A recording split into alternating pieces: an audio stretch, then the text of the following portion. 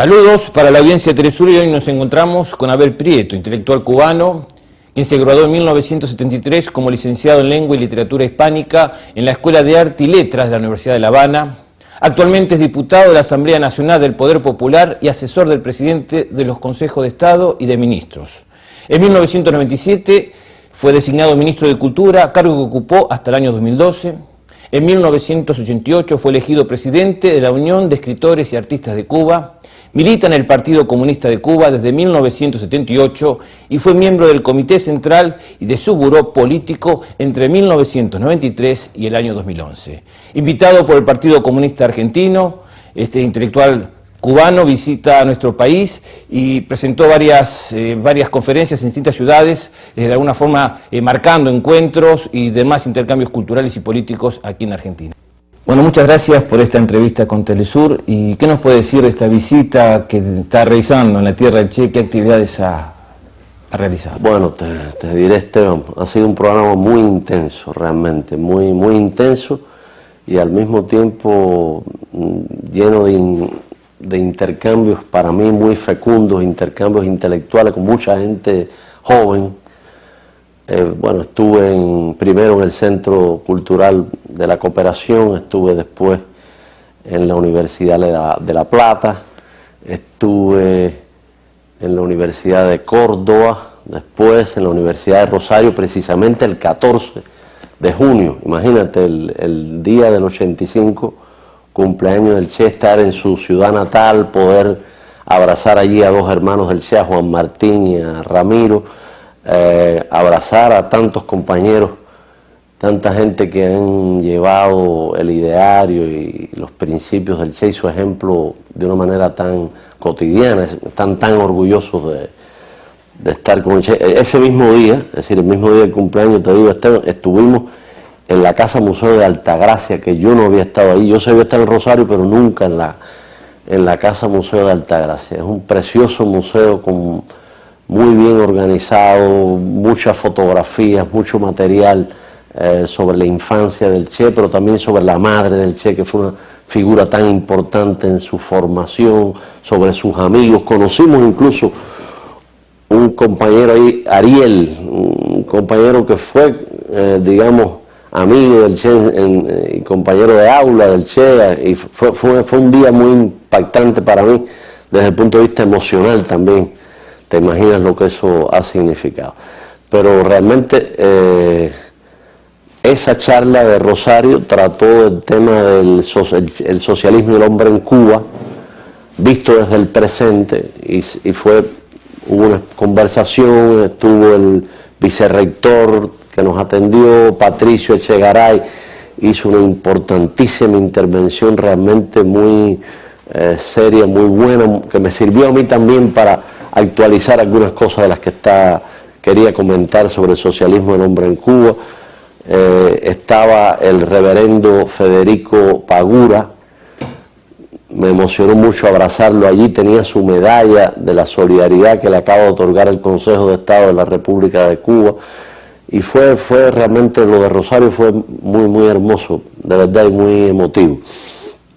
En los demás lugares que te comenté, que tal vez se me queda alguno, realmente ha sido un día tras otro, muchos encuentros, mucha gente, he visto mucha gente, he conversado con mucha gente, he hablado sobre todo del tema de la cultura en la integración de nuestra América. Digamos, ese ha sido como el tema central en los demás encuentros. ¿Y cómo analiza justamente a partir de esta visita la relación de hermandad que tiene el pueblo de Cuba con Argentina, ¿no? Y de Argentina con Cuba? Bueno, a nivel político, entre los dos gobiernos las relaciones son excelentes, son óptimas, pero a nivel de pueblo, yo te diría que uno siente un cariño, una solidaridad y una relación verdaderamente muy profunda, que está más allá de los convenios, está ya incluso más allá de lo institucional.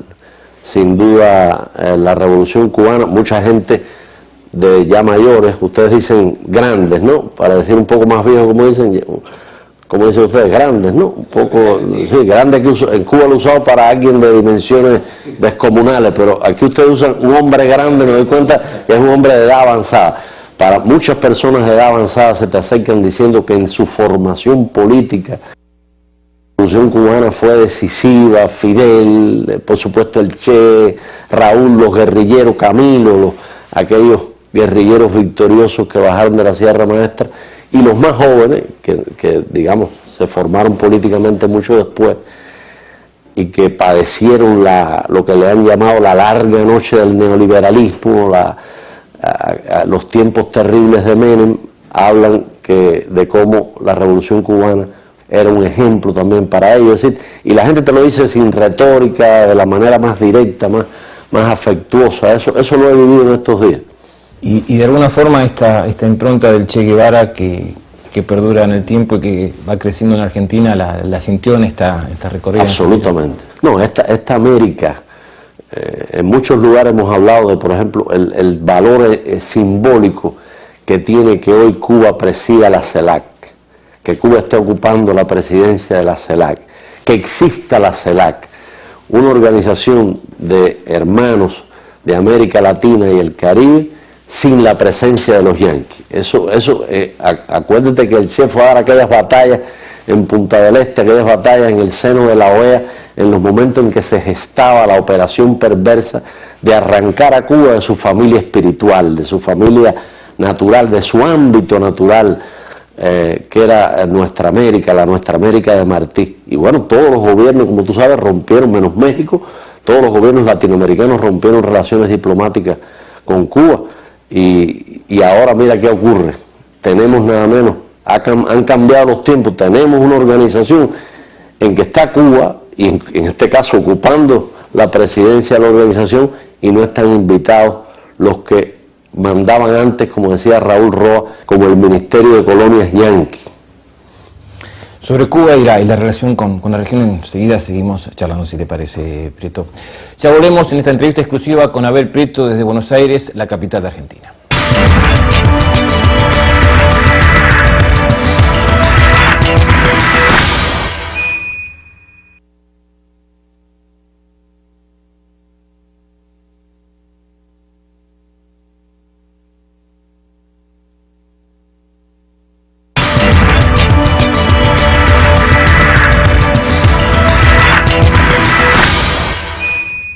Seguimos desde Argentina con esta entrevista exclusiva con Abel Prieto en esta visita que está realizando a nuestro país.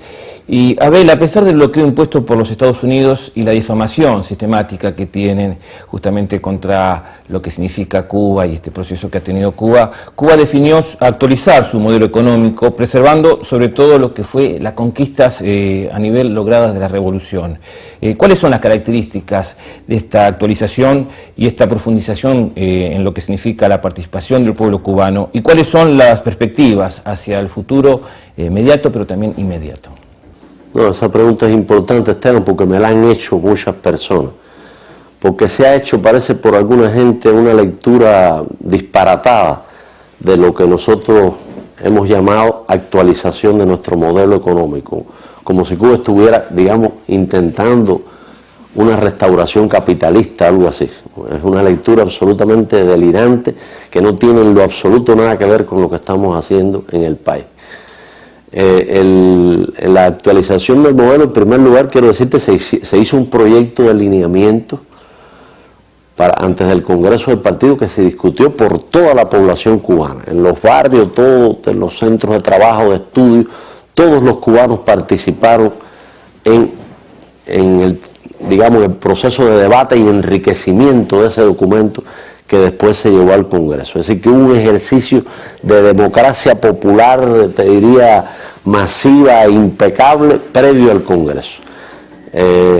Y ya cuando llegamos al Congreso, ya esos lineamientos incluso habían sido transformados, modificados, enriquecidos, ampliados por las opiniones de la población.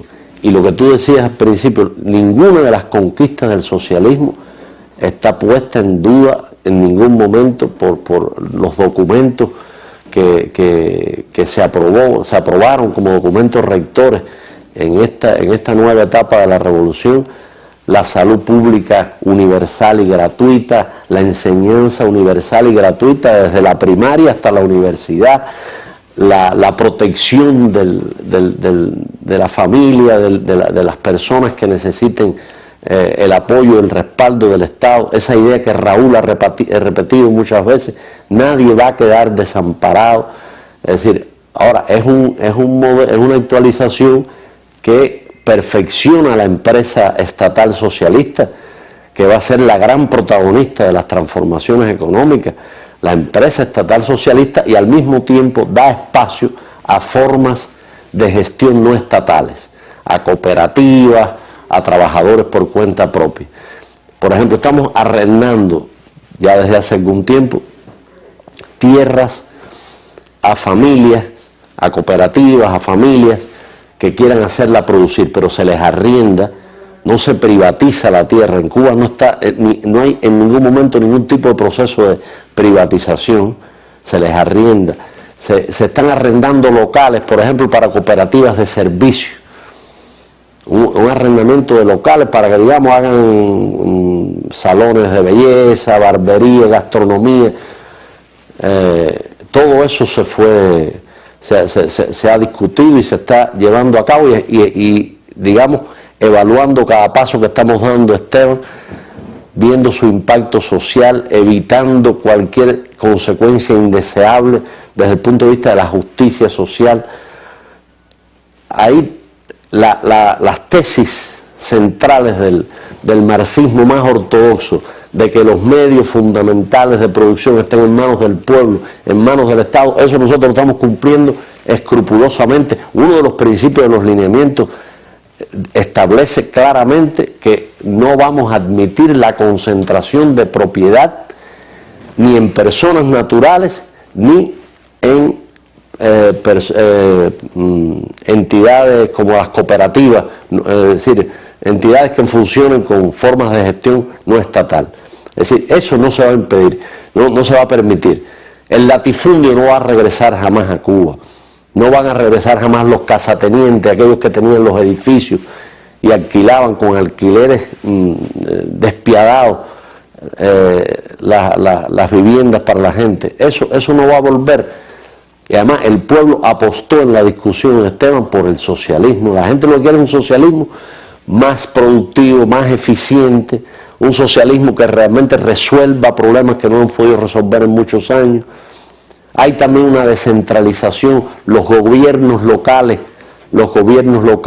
van a tener determinados fondos a partir de impuestos a las empresas, digamos, que radiquen en su territorio.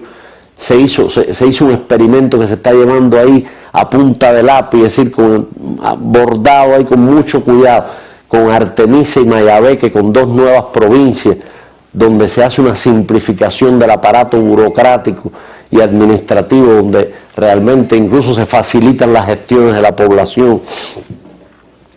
Se hace menos sectorialista algunas áreas, se enfocan de una manera más integral algunas áreas, se ahorran locales de oficina, se están adaptando para viviendas, es decir, todo es en favor de la población. Todo lo que estamos haciendo es en favor de la población y la gente lo sabe, y por eso tenemos ese respaldo de la gente, ¿comprende?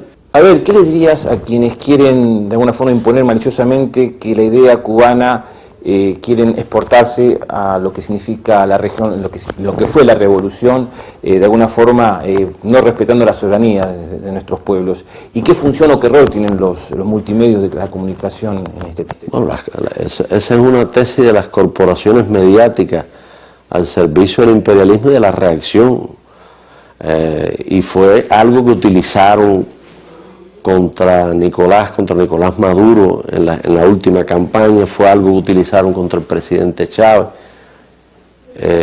continuamente, que han usado en otros procesos como el fantasma de Cuba, como que y realmente lo único que hemos exportado nosotros, y no de manera consciente, ha sido nuestro ejemplo, bueno, nuestro apoyo, nuestra solidaridad en el campo de la salud, en el campo de la alfabetización, todo este programa Yo Sí Puedo, la misión Milagro, haciendo recuperar la vista a mucha gente que no tiene el dinero necesario para costearse en una clínica privada una operación de cataratas, por ejemplo.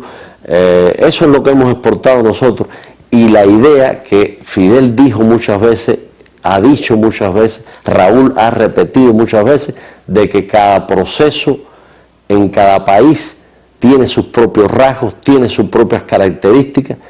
Muchas veces Fidel dijo, nosotros nos equivocamos al copiar cosas de otros modelos, refiriéndose al modelo soviético, después que aquel trabajo que le hizo tremendo, aquel despliegue en el llamado proceso de rectificación de errores y tendencias negativas.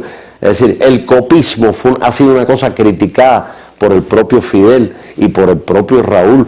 Nosotros, yo creo que todo esto que se ha venido construyendo en América Latina y el mismo hecho de la propia CELAC que te mencionaba, tiene que respetar de manera absolutamente como un principio la diversidad. Tenemos que saber aprender a construir la unidad dentro de la diversidad. Yo diría que ese es un principio clave. Ya volvemos. No se vayan, que seguimos con esta entrevista exclusiva con uno de los hombres a nivel intelectual más importantes de Cuba, pero también de la región. Nos referimos al señor Abel Prieto.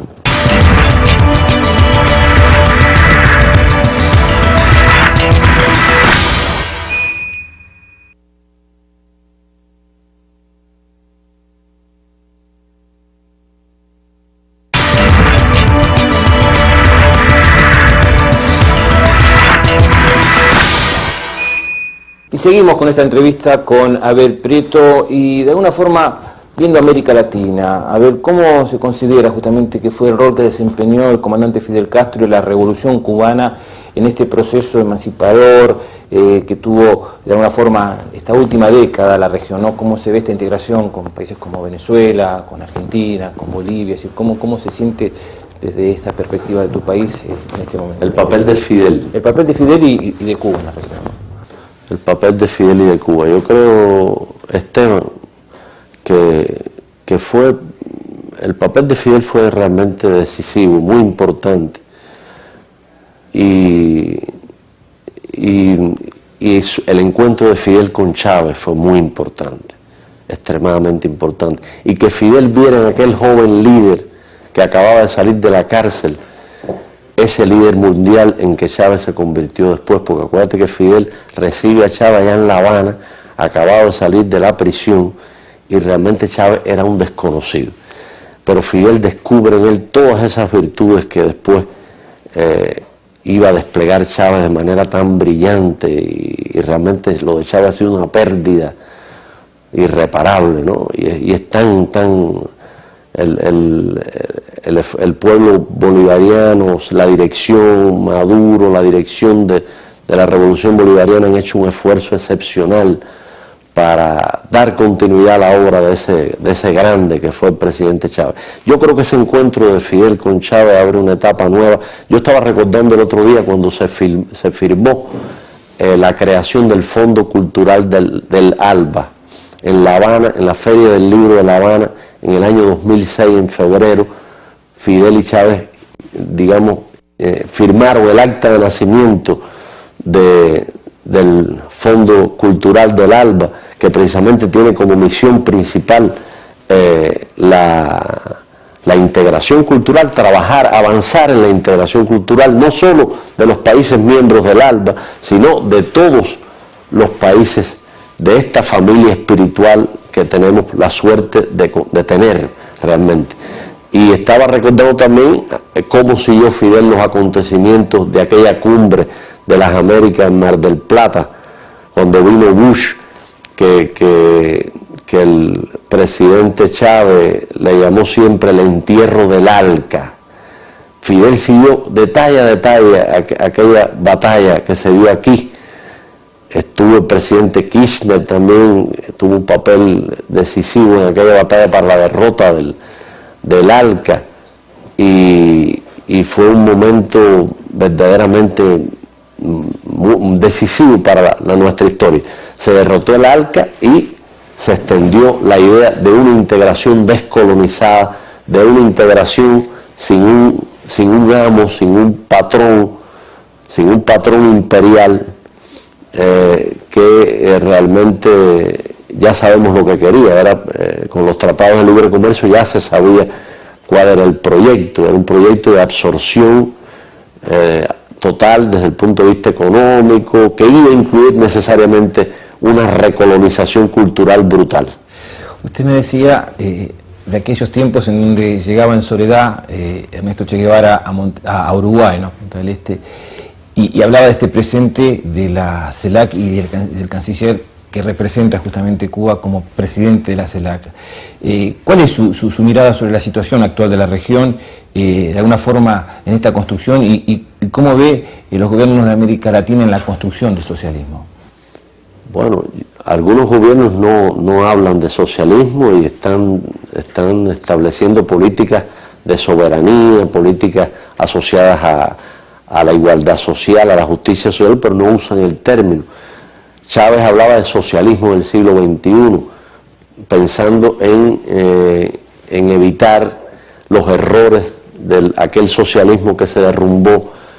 Yo creo que lo más importante, Esteban, yo diría, más que hablar de que este momento de integración se hace bajo las banderas del socialismo, es hablar que se hace bajo las banderas que cada país escoja como las que pueden ser seguidas por sus pueblos, como las que pueden ser, digamos, triunfar en sus pueblos y las que se atengan a la historia de sus pueblos. Yo creo que es un momento donde muchas cosas favorecen la integración y al mismo tiempo se levantan peligros y amenazas frente a la integración. Es decir, va a haber muchas trampas para que nuestra América triunfe en este propósito y avance en este propósito. Va a haber muchas acechanzas, peligros, hay enemigos muy poderosos de la integración, hay enemigos muy poderosos de estos procesos populares, de estos procesos progresistas. Yo creo que tenemos que estar muy atentos, creo que tenemos que reforzar las redes. No sé si tú conoces, bueno, Telesur es fruto del movimiento en defensa de la humanidad, de la red de redes en defensa de la humanidad. El congreso que se hizo en el 2004 en Caracas, presidido por el comandante Chávez, uno de sus acuerdos fue crear Telesur como la alternativa frente al papel siniestro que tú mencionabas de los medios al servicio de la reacción y del imperio. Y esa red tiene que estar más activa que nunca ahora. Es muy importante que la revolución bolivariana esté acompañada en estos momentos por una red de intelectuales en el sentido más amplio de la palabra, incluidos por supuesto los maestros, periodistas, educadores, comunicadores sociales, de los activistas sociales, también de los movimientos sociales que participan de la red. Evo, por ejemplo, Evo Morales es fundador de la red de redes en defensa de la humanidad, participó en el encuentro fundador en México. Ahora sería muy importante que estuviéramos articulados, unir nuestra fuerza, crear un valladar moral frente al imperio. Es la batalla de ideas de lo que nos ha hablado Fidel siempre, las trincheras de ideas de las que hablaba Martí. Esa red tiene que ser una trinchera de ideas y tenemos que ser capaces de construirlo respetando al otro, incluso tratando de poner a un lado las divergencias que son colaterales, porque a veces en la izquierda se nos dan discrepancias que parecen que se abre un abismo tremendo, una brecha entre personas, grupos, movimientos, y cuando tú analizas realmente se están discutiendo cosas colaterales. Y lo que es de principio hay que discutirlo hasta el último día de tu vida, pero lo que no es de principio, ponlo a los lados y vamos a avanzar en las ideas que pueden efectivamente articular todos estos núcleos de la cultura de la resistencia que hay en nuestro continente. Muchísimas gracias, fue un placer poder entrevistarlo y dialogar aquí por Telesur. Bueno, gracias por invitarme, Esteban. La palabra de Abel Prieto, uno de los intelectuales cubanos, pero también que marcan este camino de integración que tiene América Latina, en esta entrevista para Telesur. Nos volvemos a ver en una próxima entrega. Hasta pronto.